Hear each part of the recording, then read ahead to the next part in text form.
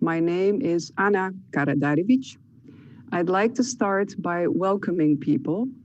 First of all, welcome Pascale Grotenhuis, Director Social Development and Ambassador for Women's Rights and Gender Equality. Tijmen Rozenboom, Ambassador Youth, Employment and Education. Mirjam van Rijzen, welcome, member of AIV and chair of the session today. And of course, welcome to all our distinguished guests and speakers. Pascale Grotenhuis, by the way, will be opening officially this webinar later on. But first, let me tell you what will happen. We will have 3 debate rounds on education, online freedoms, and better jobs. The African youth experts will deliver statements to which the experts of the AIV will respond after. After those 3 debate rounds, Tijmen Rozenboom, the ambassador, Youth, Employment and Education, will be providing us with closing comments.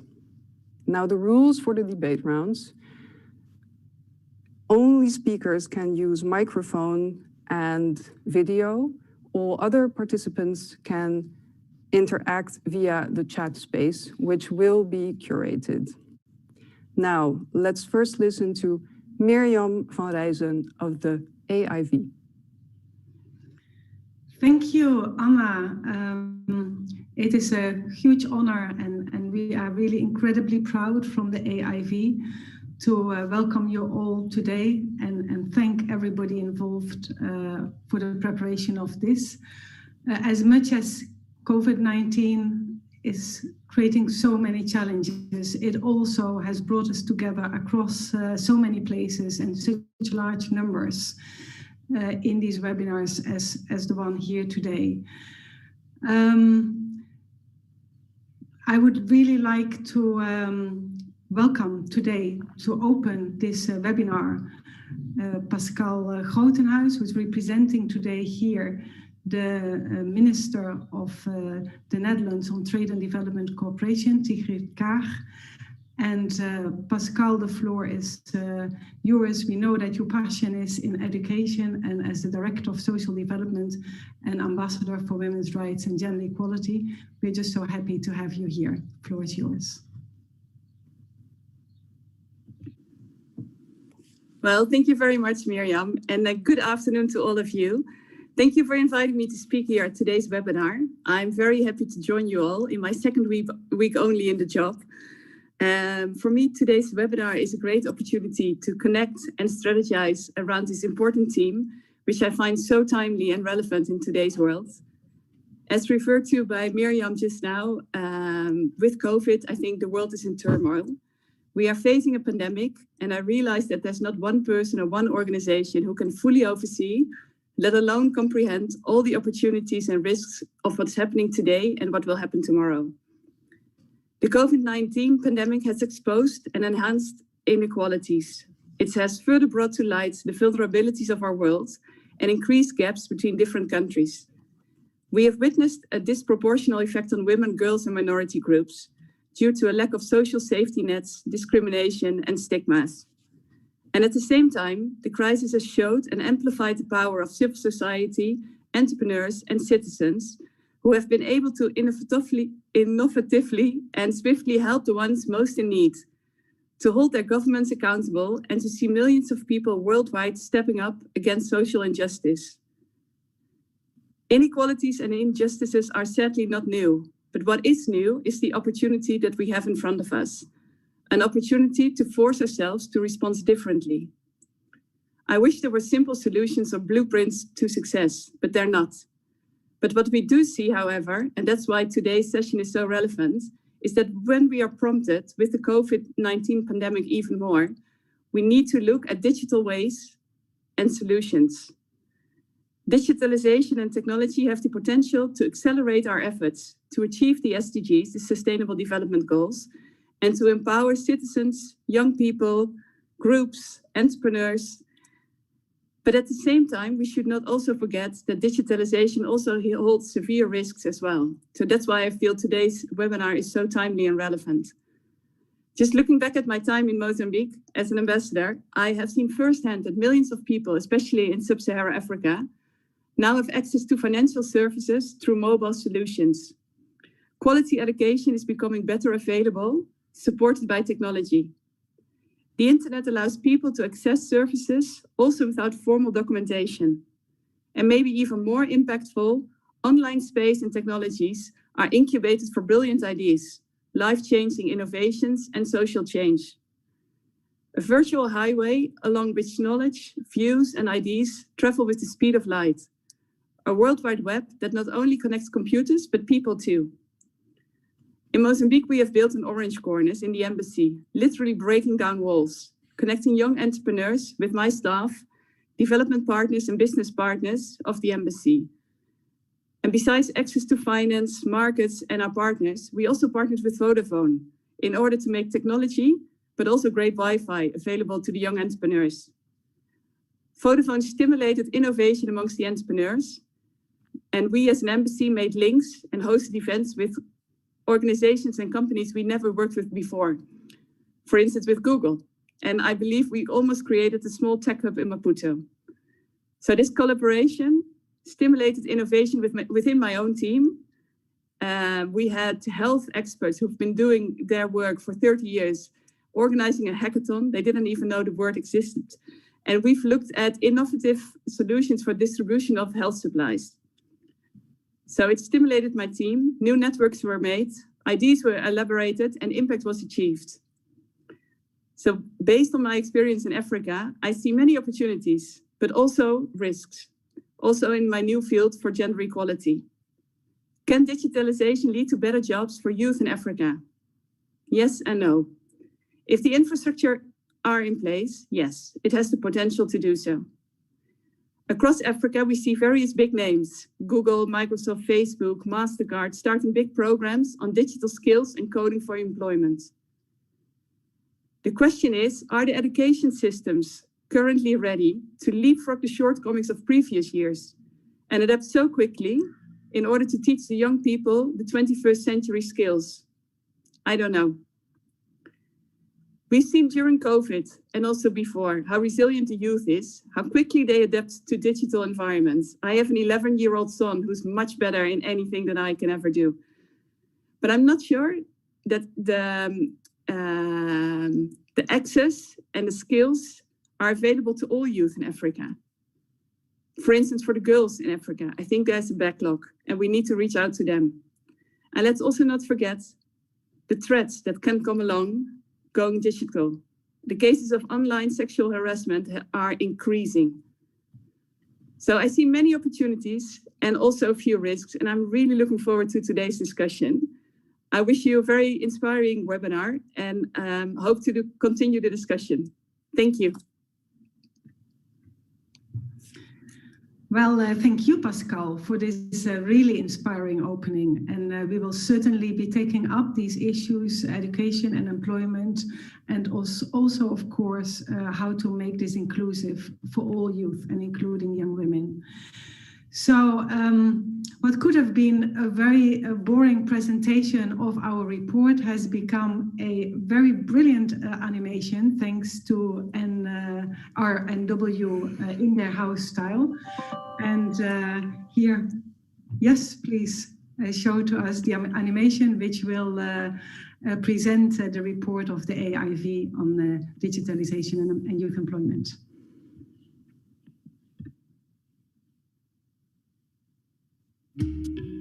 Economies are digitalizing. How can digitalization work for youth employment in Africa? There are challenges. Job options are poor, and most youth work in the informal sector.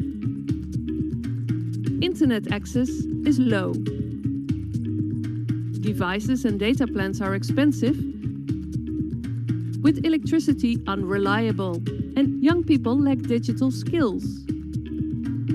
Young women and those vulnerable face a bigger digital gap, plus internet governance is lacking. Big tech companies are monopolizing the internet with net neutrality at stake, and internet freedom is increasingly restricted. How can Dutch development policy ensure digitalization delivers for young people in Africa? There are upcoming trends. There's more awareness of internet governance and protecting data and rights online. There are more infrastructure projects, but there's a need to regulate the companies leading them. Local innovation is getting around challenges, and people are looking to the online space for learning and education. In addition, new models are emerging for nurturing tech startups and skills. The Advisory Council on International Affairs recommends the government of the Netherlands to invest in accessible and affordable internet for all as a public good, protecting online freedoms, developing young people's skills,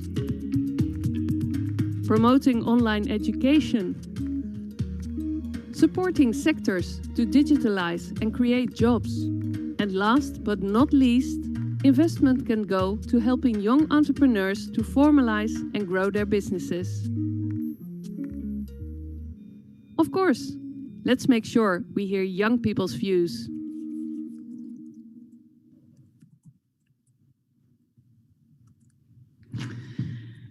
Thank you very much, RNW, for this lovely animation in your house style. Before we go into the substance of our recommendations on skills and online freedoms and work, I would now first like to pass on the floor to RNW Media, which is the organization behind the organization of this webinar.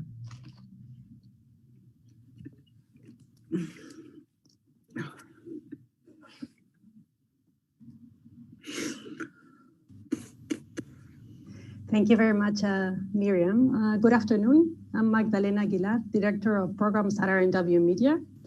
This session is a very special session for us, as it is a pre-conference session of the Youth at Heart Virtual Forum.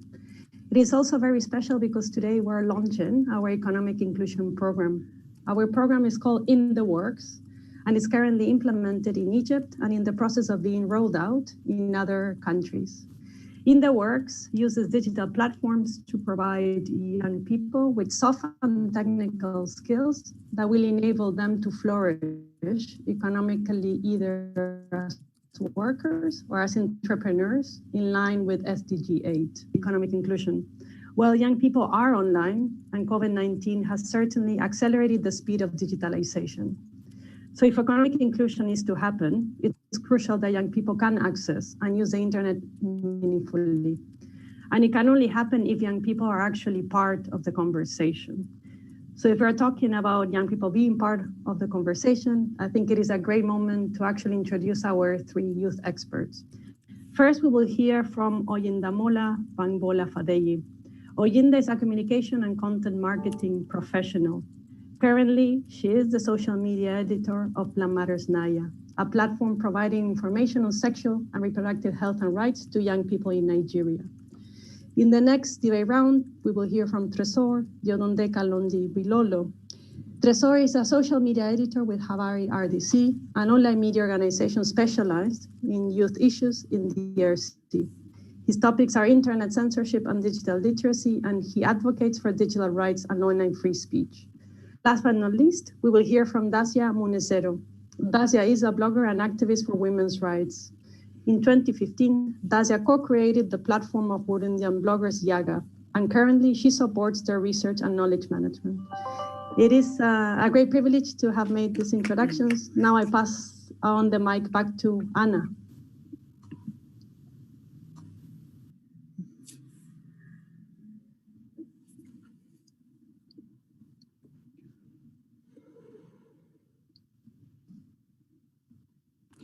Thank you, Magdalena.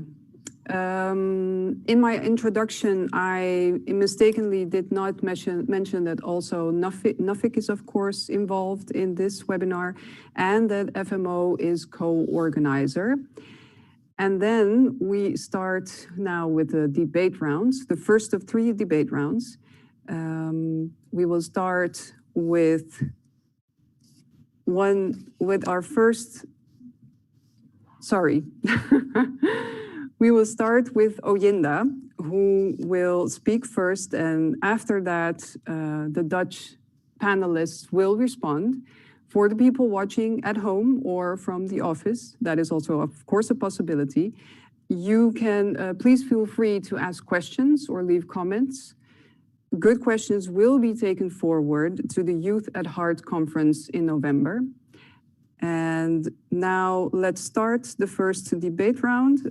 Well, let me first introduce, of course, apart from Oyinda, Jochem de Groot, Director Corporate Affairs at Microsoft Netherlands, and David van Kampen, Deputy Manager Global Development at Nuffic. But first, Oyinda, take the floor, please. Thank you, Anna. Hello, everyone. My name is Oyinda, and I'll be speaking to you about education and digital skills in Nigeria. In 2014, I used to teach literature in Lagos, Nigeria, where I currently live. My students had about 2 years left before applying to universities, but only about 40% of them could speak or write eligible English. Also, there were only 4 computers for the whole school, which had over 400 students in total. Regardless of this, I found out that most of these students had mobile phones or could operate one. I believe this indicates how digital-centric kids of today are. Today, everything is going digital. For young people to succeed, they need access to digital technologies to gain the right skills for communication, gaining knowledge, and solving problems. The COVID-19 situation further exposed the importance of digital skills, as some young and tech-savvy Nigerians were able to keep their jobs during this time. So does this mean that the current education system in Nigeria is preparing the next generation for the job market? That doesn't seem to be the case. A 2018 research shows that a good number of young Nigerians do not know what the internet is or how to use it. Schools should provide basic digital skills to prepare children for the future. However, in Nigeria, the educational curriculum from the 90s is still being used to teach. In the North, female attendance at school is under 50%. Terrorism has destroyed several schools in the North. I believe most of us here have heard of the Chibok girls kidnapping by Boko Haram terrorists. Also, some parents focus more on securing older marriage partners for their underage daughters. This is information we received from our audience at Love Matters Niger, that is the SRHR platform where I work as the social media editor. By the way, did I mention that the digital skills I have now were acquired on my own through the internet and not through school? The United Nations Educational, Scientific, and Cultural Organization, that is UNESCO, advocates that 26% of the national budget should be assigned to education. But guess what? Nigeria's allocation is 7.04%. Clearly, education and digital skills are not a priority for our government. In Nigeria, every man is his own government. The average Nigerian provides his own electricity, fuel to power his electricity, security, water, and more. This is why Nigerian youths are currently protesting with the End SARS and SARS Must End hashtags to ensure they can go about running their lives without fear of being killed by unruly law enforcement officers. We need international and public funding to reach recommended levels of digitalization. Although some companies have invested in education and digital skill building in Nigeria and Africa in general, we need more help and expenditure in this area. The AIV report recommends that the Dutch government needs to work with the private sector, knowledge institutions, and NGOs to solve this problem, and I absolutely agree. Nigeria needs more of its young ones to own digital skills in order to bridge the gap and show the world that we have more than oil to offer the international economy. Thank you so much.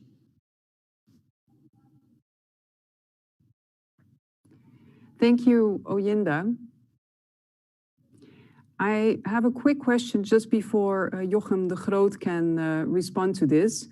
I was wondering whether you could tell us something about why digital skills are important for girls and women. Okay, thank you so much for this.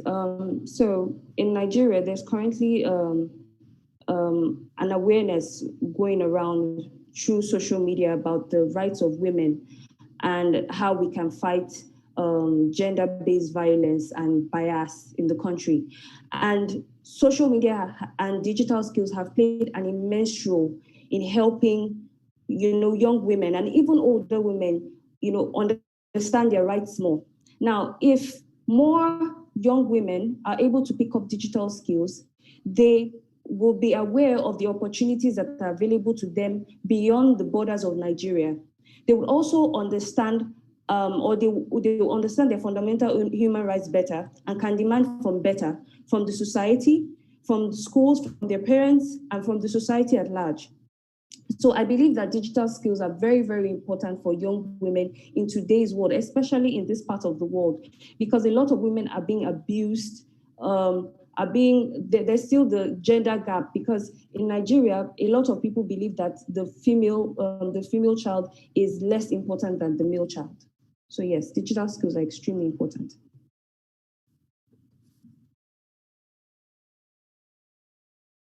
Well, thank you. Now we can move on to Jochem de Groot. Please, take the Sure, stage. thanks. Thanks so much for having me, and hello, everybody. This is a topic I hold dear to heart. I work for Microsoft now and have worked here for 7 years, but prior to this, I worked for the Dutch government in foreign policy, in fact, focusing on internet freedom, and organized 2 big events on internet freedom in Nairobi, hosting all kinds of NGOs from across Africa to talk about human rights on the internet. Of course, today I'm working for Microsoft, and I want to tell you a little bit about our investments into skills in Africa. And we've actually been running a program already for about 8 years now, which is called For Africa Initiative. And it's basically a threefold investment. First, we focus on delivering affordable access to the internet, which is, of course, a prerequisite to work with the cloud that we believe is the fundament for all kinds of developments with the internet. Developing skilled workforces, which is, of course, the topic we've just heard about from Nigeria, and also investing into local technology solutions. We see as a company that there are so many different types of skills required to build up the infrastructure and a digital marketplace across Africa. And of course, it's often a misconception that being able to work on social media or understanding how your own phone works is something that could be qualified as a digital skill, which in fact it's not. You need to focus in on how does coding work, how does IT architecture work, how do we build infrastructure with an IT backbone that sufficiently supports the strength that we need to work with IT solutions. So with that program, we've been focusing on a number of things to really focus on empowering youth specifically. So, for example, we've tried to reach as many small and medium enterprises as we can to support the local initiatives and businesses. We've basically reached over 500,000 of them since 2013 to reach new markets and grow their businesses. When it comes to connectivity, we feel that indeed, as we saw in the video, there are a lot of very expensive internet plans currently that hamper people from getting online. And so we're experimenting with technology like white spaces connectivity, which is basically using TV white spaces for connectivity in remote areas to focus on getting schools connected, healthcare centers, and university and businesses. And lastly, our academy, the For Africa Academy, is providing graduates and developers with in-demand digital skills and experience and securing full-time employment for people that intern with our partners across Africa. We've had 400 interns placed with 60 partners across 20 countries in the region. And in fact, a positive thing there is that we had a retention rate of 90% of interns in those companies actually finding a job. So that exposure to the job and building those skills hands-on with companies is crucial. I'll stop there, and it's only 3 minutes, but I hope to be able to learn from you today in this interesting environment. Thank you, Jochem, so much for enlightening us, even though it was in 3 minutes. Now, I'd like to welcome Jochem.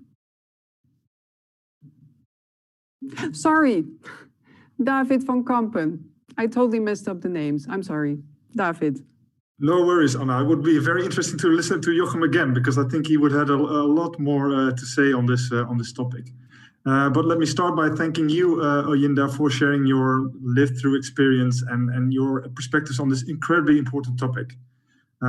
You mentioned, or you described actually a classroom in Nigeria with the 4 computers that were there for the number of pupils. And actually, that brought me back to my own experience when I was a teacher in Kenya, Nairobi, one of the slums, Kibera, teaching on the level of primary education. And I was wondering, what does digitalization mean for that educational environment? Because when you're there in that space, you really feel that we're not tapping into the full potential of individuals. And when we want to tap into the full potential of individuals, you need digital skills, like you mentioned. Going back to your statement, so how do we reach that full potential? Well, if we look at prospects, by 2035, 375 million African youngsters will reach working age, but currently less than 10% is enrolled in some form of post-secondary education, let alone post-secondary education in which digital skills play a role. And on the other hand, what we just described, and I think the AIV report really shows it, digitalization is an unstoppable force. So there's something that we need to do. I want to say that we need to watch out, and I think Pascal also mentioned it. Digitalization can be a huge divider. Oyinda, I read about everything you did on the position of women, but if we look at digitalization, 25% of African men have access to internet, but women only 17%. So that is a divider in itself. How do we make sure that we really leave no one behind the things that we promise in our policy? And then I come to your last statement, maybe, is let's not make small steps, but take very big leaps forward and make it a joint effort. Well, as NUFIC, we are heavily involved in curriculum development and making sure that digital skills is part of curricula. I want to thank Pascal, of course, for the support that we get from the Ministry of Foreign Affairs to keep education firmly on the agenda. And we believe that it has a role to play also in the digital labor market. That means we need to continue to invest in the digital skills of individuals, but also the digital skills of teachers. That's more than e-learning and blended forms of learning, because on the one hand, we know it cannot substitute the physical experience from interacting. I must say, this feels rather different than being in a live event where hundreds of people are looking at you. It feels a bit different to be in a small space looking at a laptop. We know that it's not a full substitute, but it can be of added value. But there's more to be done in the combination of digitalization and education. Look at skills of teachers, digital skills that need to become part of curriculum design, but also what can IT do in managing a university or a TVET college? As NUFIC, we want to play a small role, but as you said before, this is a joint effort, and we also need our governments, including governments in Nigeria. So I want to call upon making this a cross-sectoral, cross-cultural, cross-continental effort. And I think I'm getting near my time, so let's go back to Anna now, and maybe a more in-depth discussion on the topic of, I think, online freedom and human rights. Well, yes, that is, of course, for the next debate round. But first, I'd like to ask Jochem a question. So if we could go back to Jochem, my question would be, what can companies like Microsoft do to expand programs on digital skills? Well, we could do a number of things. I think what's important for everybody to know, there are so many more programs out there available already today that are free for students and aspiring IT professionals that really give you a good basis to work on those skills that are actually very much in demand in the market, right? So it's really important to go and look online to see on Microsoft or LinkedIn's website that there are all kinds of trainings that really give you a certain type of level of expertise and certificates that are much in demand for building up a local company or startup. So do not underestimate that how much freely available stuff there is online. And then actually you can even use those to orient yourself to see what kind of expertise you'd like to focus on. And also to see with data what is in demand specifically in your country country or region, which is also relevant, of course, because if you're going to invest in building up those digital skills, you want to know that there's actually a market for those skills in the sense that there will be jobs or there will be a potential for you to start a company in that domain. Yes. Oh, thank you for this answer. And then we go to the second round where Tresor will make a statement and then Mirjam van Rijzen will respond. And Mirjam van Rijzen is member of AIV, but also a professor at the University of Leiden and the University of Tilburg. And she is specialized in digitalization and international cooperation. So first, let's listen to Tresor. Hello, everyone. My name is Tresor. It's a real pleasure to have all of you today. I will talk about online freedoms, rights, censorship, and misinformation in the case of the Democratic Republic of the Congo. So there are about 70% of young people who are online today. And for those people, internet plays a major role in their lives. The online platforms and social media are channels that are essential in building movements and influencing opinions. Research today shows that people go online primarily to access social media. And that's why in our country, among the 3 million social media users that we have, 2 million of them have between 18 and 30 years and 35 years. So it shows you how very young they are. But there are many content restrictions and takedowns which are caused by internet crackdowns that affect young people in their right to freedom of expression. In my country, 2 years ago, we had contested elections, and the authorities decided to cut the internet in order to prevent popular uprising. Officially, it was done in order to fight fake news.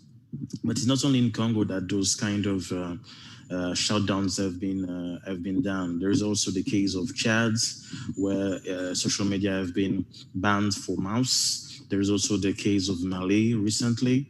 So it's the most critical aspect of restrictions of freedom affecting internet and social media here in Congo. So those restrictions have led people to adopt different kind of behaviors. First of all, there is a rise of hate speech and misinformation. And those hate speech and misinformation have posed another threat. The threat is that for the upcoming elections that have to be held in 2 years, there is also a risk that if things are not regulated in the good way, that there would be probably other kind of internet shutdown. So data privacy is critical because it allows to connect individuals to the actions they are posing online, especially dissidents.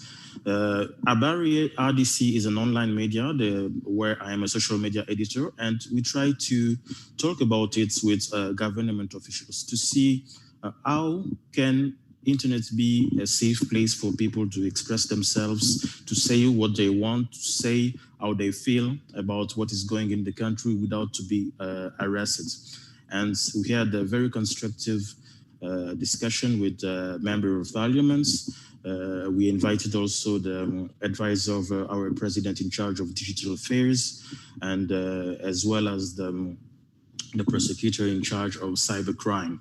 And for all of us, for officials, for civil society activists, it was clear that there is a need to regulate cyberspace and to enable free speech to be guaranteed. But recently, there has been a new law that has been applied, obliging people to register their phone specification in a centralized file. That law has been taken in order, according to the authorities, to fight against counterfeit phones. But as I said before, the fact that there is no law, there are no regulations. We don't know who has access to the data that people will file. It caused the risk that those data, the personal information, may be used inappropriately, either by government officials or by any other security forces. It is in that way that when we saw that the Netherlands has a digital agenda and works with different structures like the European Union, which has adopted a very interesting framework called GDPR about personal data. There is also the Global Forum for Cyber Expertise and the World Summit on the Information Society. So we are wondering if there could be a kind of collaboration between those structures to create a positive internet governance for our country in DRC. I wonder if it would be not more efficient and effective to use bilateral interests also in the area of internet. And Dutch digitalization objectives are strongly now oriented towards ensuring cross-border business collaboration and knowledge transfer. And are those diplomatic discussions around trade not a more useful and practical place for constructive dialogue to get faster results in terms of internet governance? And what about advocating with tech giants like Facebook and Google to ensure that human rights online are protected? You might ask, what's the rush in all of this? We just say that, like digitalization, human rights in the digital space also can't wait anymore to be applied. Thank you for your attention. And thank you, Tresor, for your statement. And now we will move on to Mirjam van Rijssen. Thank you, Anna, and also thank you, Tresor, for these very, very thoughtful comments. I think brought with very deliberate thought. They were very thoughtful, and I also can see in the chat that there is a very important discussion going on. So as I'm sitting here as the chair of the authors of the report, maybe I can take this opportunity to share with you some of the issues that were really in our mind and reflections that we had when we were writing this report.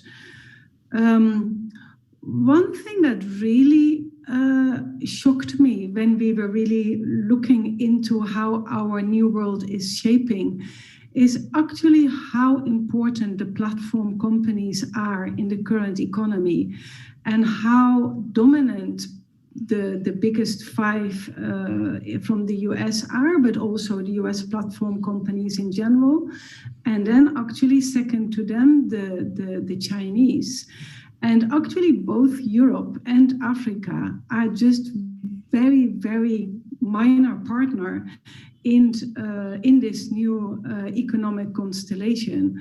So that for sure is fruit for thought and should also tell us something about, well, the importance really of thinking of our relationship Europe-Africa, Africa-Europe.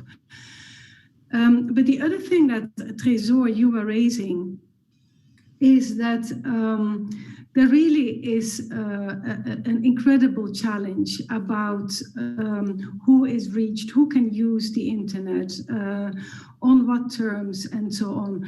You know, one of the things that just surprised me so much is when you look at the connectivity, the sea cables, which are the first sort of way in which we have a digital architecture. And you look at the real size of Europe, and you look at the real size of Africa. If you look at it in a serious map, a map that reflects a real volume of the size, then it's just incredible how large Africa is and what a challenge it actually is to create a similar level of connectivity than we currently know in the Western Hemisphere. And of course, that has so many consequences, because that means that the divide between those who can make use of this and those who can't, and under what conditions and so on, is a whole serious question. I think it's Professor Mawira who has dubbed this black holes, people who actually are not able to connect. And then the next layer of questions that I think you were reflecting on is really what are the conditions for this connectivity, and what is the underlying thought, the underlying rights thought also of this connectivity. And if it is true that data is the new gold of our economy, then who owns that gold is critically important. And of course, there is huge benefit in the investments and the interest of the big platform companies in Africa. The Two Africa cable led by Facebook is definitely going to increase connectivity. But what does it mean? If, I don't know, my friends from Nigeria will know this better, if the internet is equivalent to Facebook. And so the issue of data ownership and data governance is just so critical. And I think that, well, for that, this platform that we are having here, I'm just so incredibly grateful for it, because I also see that a lot has happened and a lot is possible that could be helping us to make steps in that. In 2016, the Netherlands led towards the European Union an initiative in fair data, fair as findable, accessible, but accessible in relation to the concept that data belong to the data subject, to the GDPR, interoperable and reusable.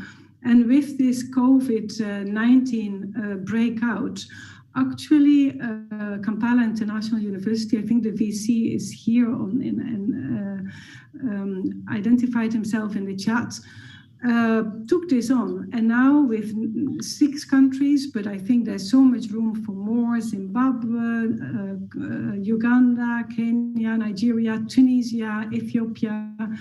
This has actually worked, and 2 weeks ago, for the first time, there was a possibility to connect between the 2 continents, the Leiden University Medical Center, and 9 fair data points in these 6 countries. And this was with sensitive data. These were sensitive observational patient data held in residence. And so over the internet, the algorithm, the query, visited the data held, curated, managed in residence within the facility. And I think that for Africa and for the Netherlands and for Europe, there is just so much scope to think of a better way of creating this incredible architecture that we have, the internet, which has so much possibilities, but also, as you rightly pointed out, Trésor, has so many challenges and also potential dangers. So, yeah, with that, the last point, I think, is that this COVID-19 situation has also given us so much new opportunities to make connections in digital learning, this platform here, across borders. And NUFIC, FMO, but also Philips Foundation have been fantastic partners in making sure that we can actually start to explore the possibilities of this. Because at the end of the day, what is really important is that the digital technology is there to improve our world and is there for youth to create a living that is dignified and that is inclusive and that allows to link communities in all of the different places. So yeah, with that, I think that I would like to hand over to you, Anna, and very grateful for these very insightful comments, Trésor. Yes, Miriam, thank you. And again, Trésor, thank you as well. We will go now to the third round of debate, where Dacia will first make her statement, and after she is done, Linda Broekhuizen, interim CEO at FMO, will speak, and Ronald de Jong, who is chair of the Philips Foundation. But first, Dacia. Hello, everybody. Thank you for hosting me. I'm happy to be here. My name is Dacia Munezero. I'm from Burundi. I work for a digital platform called Yaga. I'm going to talk about better jobs for young people. But first of all, let me explain to you the situation of Burundi.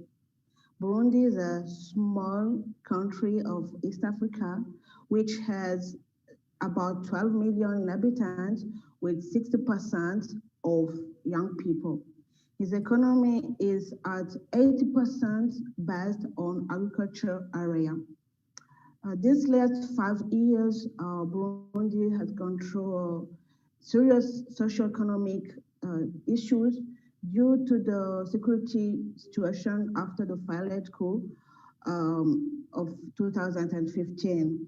This has increased the rate of youth unemployment that now stands at 55% in rural areas and even more in urban areas. To make it through this, many efforts are being made, not only by the government, but also the private sectors. In public sector, the government continue to encourage young people to come together in association and cooperative so that they can easily access to the bank loans. On that point, there is 2 banks were launched recently. The first one is the Youth Investment Bank to help young people to have and create jobs, but also contribute in financing economic development projects initiated by young people. The second bank is a community-driven agriculture bank to provide innovative financial solution to farmers. The government plan for regarding employment also seeks to promote new technology for communication, and also provides entrepreneurship skills to young people and vocational training through a system of validation of skills. In private sector, many organizations offer a lot of training to young people to teach them to manage their small business and money. For example, in our platform, Yaga, where I work, we organize each year a summer camp for 100 young people, where we teach them an effective use of internet, but also how to manage and develop their projects. And the result of that summer camp is that many young people were able to start their own small business, mainly in agribusiness and new technologies. We also dedicate a space on our social media to promote young successful entrepreneurs so that they can influence other young people who still hesitant to start their own business, like role models for them. In short, to get through this issue of youth and unemployment, I think more and better partnership, collaborations between private and public sector must be established. And also investment must be direct in popular sector for young people, like agribusiness here in Burundi, commerce, arts, and so on. And I think together we can make it happen. Thank you. And thank you, Dacia. Now let's hear the response of Ronald de Jong first. Thank you very much, Anna, and Dacia as well for your contribution. Let me start by complimenting the people that initiated this webinar. And the reason that I say that is that we don't change the world only by studying problems and writing reports about problems. We change the world and make progress versus sustainable development goals by taking the next step and using the insights we have gathered also to discuss how we can change the world and then mobilize the commitment around the actions required. And it is heartening for me to see already in this webinar how people from the public and the private sector are expressing similar statements of intent to really move the needle. I think that what we can learn is that the underlying challenges when it comes to youth employment and digitization are complex, and many of the factors driving the problem are interdependent. And that's why we need to team up and join forces behind this common goal of fighting this. I think that is the very essence of SDG 17, which advocates close partnership. And I think that the type of contributions that we see during this webinar would probably be unthinkable 5 or 10 years ago, so we do make progress.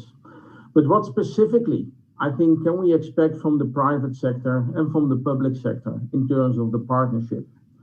I think the private sector increasingly understands that in order to ensure its own long-term relevance and existence, it needs to embrace the Sustainable Development Goals as a set of guiding principles and be a part of the solution when it comes to addressing the pressing challenges of our time. Companies can do that themselves, but they can also do that via their foundations. They focus on knowledge transfer. They focus on setting standards, for instance, in the context of SDG 8, decent work and living wages, but also by making sure that innovative and sustainable and scalable business models are developed, very often in partnership with social entrepreneurs, which is also what the Philips Foundation is very much focused on, but that as a sidestep. The public sector can enable all of this by focusing on strengthening infrastructure, strengthening human capital, but also strengthening social and economic institutions, as that creates the climate under which private enterprise can flourish. I think it is a short time, 3 minutes, to elaborate upon this important and multifaceted topic. But I hope that we can continue this debate and that it is the start of a movement where the next step will be the Youth at Heart Congress that we have planned for the 2nd of November. Thank you. Back to you, Anna. Thank you, Ronald de Jong. And now Linda Broekhuizen will take the stage. Thank you, Anna, and thanks, Ronald. Good to see you again. It was great that we in the COST can cooperate from multiple perspectives. And Dacia, thank you so much for sharing some of the numbers that always are very eye-opening to hear the percentage of people working in the rural areas in Burundi, which is in many countries in Africa the same, that there's so many people in the rural areas and even young people in the rural areas without having a perspective on a job. And that's why I'm convinced that digitization can play a very positive role to support entrepreneurship, because entrepreneurship is so crucial in creating opportunities for young people who might not have the possibility to go and work somewhere as an employee. And Ronald already referred to the Sustainable Development Goals. We only have 10 years left, so the urgency is growing to really work on them.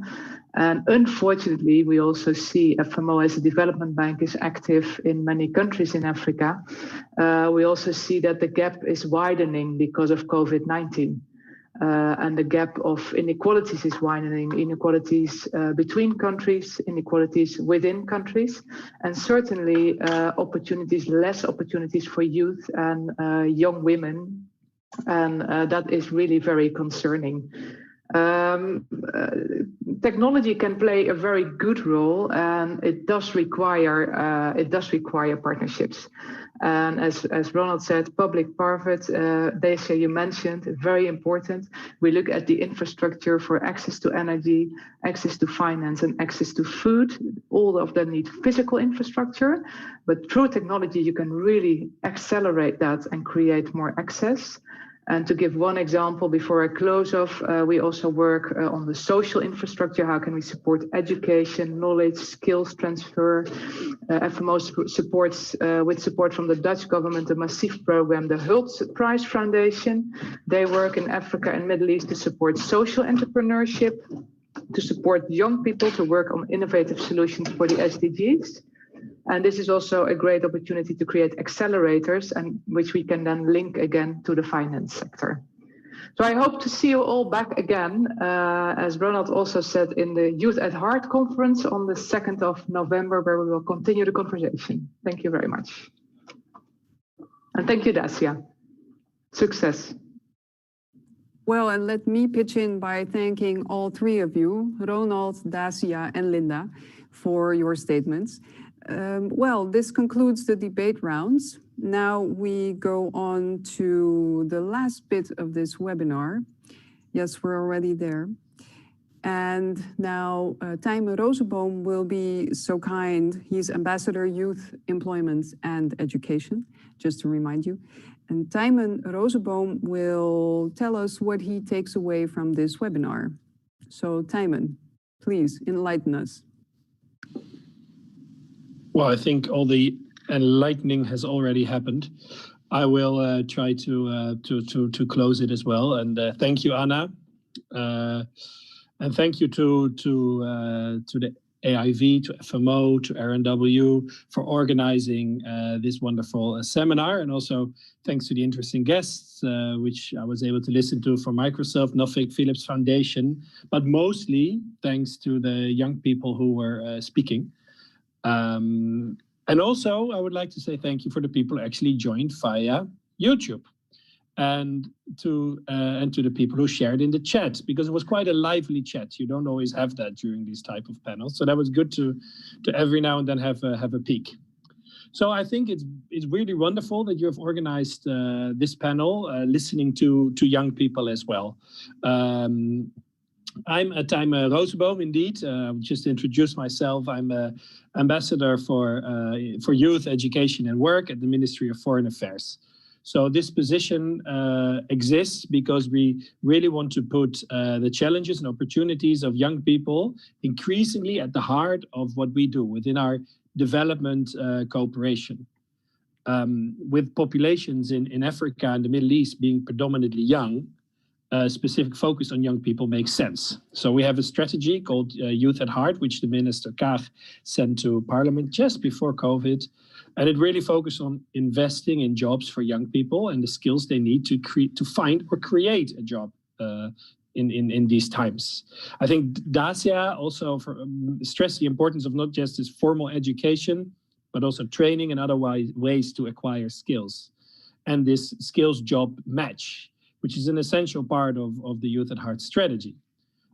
She mentioned that the entrepreneurial skills are also needed because a lot of young people in the end need to create their own jobs, and unemployment rates are alarmingly high, as she also mentioned.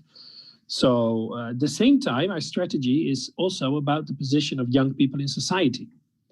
The challenges and opportunities with regards to jobs and skills and the position of young people in society are two sides of the same coin.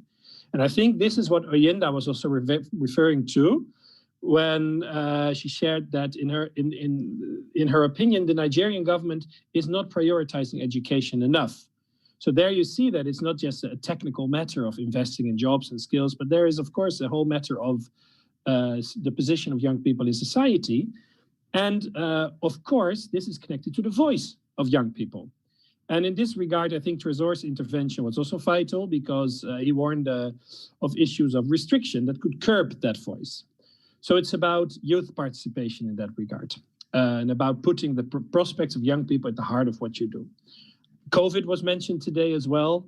You know, I think our strategy only became more important after the breakout of this pandemic and mostly also the lockdown. We've seen that prospects for young people are seriously hampered. The jobs in the informal sector, of course, disappeared and schools were closing down.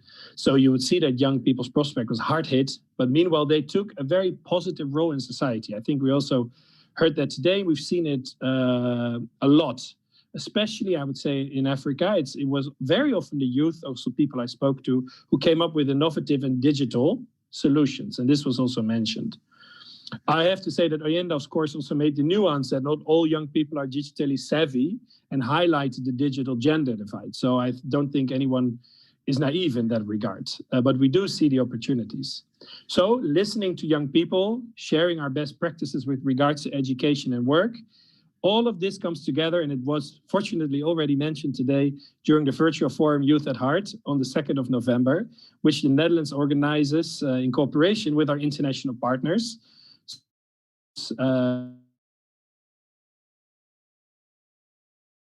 You're actually already part of the virtual forum. It was mentioned in the introduction, this is a Road 2 event. This actually will feed into the session in the studio that will take place on the 2nd of November. So I urge you all to have a look at the youthatheart.nl website. You can register there, you'll find the program with interest. You'll see the content is very interesting and very much connected to what we're discussing here today, and that there are great ways to interact. So most of all, I would like to thank once again Oyenda, Trésor, and Dacia specifically for their input now, and I would like to invite them also to the virtual forum on the 2nd of November. I'll make sure that you get the special link to make sure that you are in during the forum with all the wonderful things that a participant can do with interaction, etc. So thank you, AIV, for the interesting report and for this interesting panel. And thank you for all the young people for making their voice heard. I see you virtually on the 2nd of November. Thank you. Well, thank you so much, Tijmen Rozenboom. These takeaways will be important for, you mentioned it already, the Youth at Heart conference of the Dutch Ministry of Foreign Affairs, by the way. And this event will take place on November 2nd. So you can register online. There will be experts from FMO and NAFIC, as well as 2 youth speakers from Egypt and Libya. And well, this actually concludes this webinar. Thank you very much, all of you, for being here, for participating, to all the speakers for taking the time to enlighten us. It's the word of the webinar, enlightening. Thank you all very much.